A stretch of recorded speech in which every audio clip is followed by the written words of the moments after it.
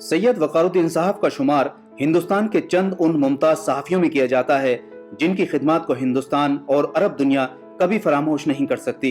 1921 में शुरू हुए अखबार रोजनामा रहनुमाई दक्कन के चीफ एडिटर जनाब सैयद वकारुद्दीन साहब ने अखबार के जरिए उर्दू से ताल्लुक रखने वाले और उर्दू से मोहब्बत करने वाली हिंदुस्तानी अवाम और खास तौर पर हैदराबाद दक्कन में उर्दू की बड़ी खिदमत की है। 12वीं की तालीम पूरी होने के बाद सैयद वकार साहब ने आला तालीम हासिल करने के लिए अलीगढ़ मुस्लिम यूनिवर्सिटी का रुख किया और ग्रेजुएशन तक तालीम हासिल की। वो अपने साथी तलबा के दरमियान बड़े हरदिल अजीज थे। वकार साहब तालिब इल्मी के जमाने में खेल कूद के भी शौकीन रहे। वो अलीगढ़ मुस्लिम यूनिवर्सिटी क्रिकेट टीम के कप्तान भी रहे। वकारुद्दीन साहब की इसराइल और फलस्तीन के मसले पर की गई बेबाक रिपोर्टिंग को पूरे मुल्क ने सराहा। वो फलस्तीनियों के हुकूक की बात करने वाले मुल्क के सरकर्दा सहाफी बन गए। इंडो अरब लीग के चेयरमैन की हैसियत से सैयद वकारुद्दीन साहब की दावत पर फिलिस्तीनी रहनुमा यासर अरफात हैदराबाद तशरीफ लाए।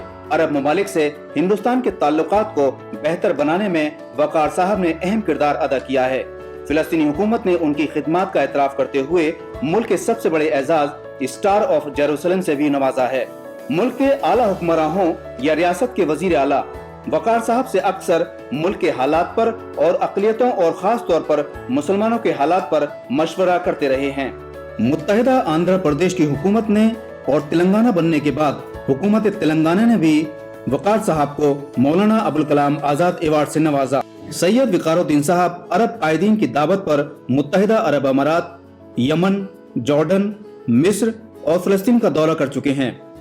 एक सहाफी की हैसियत से भी वो अमेरिका, फ्रांस, जर्मनी, इंग्लैंड और साइप्रस का दौरा भी कर चुके हैं।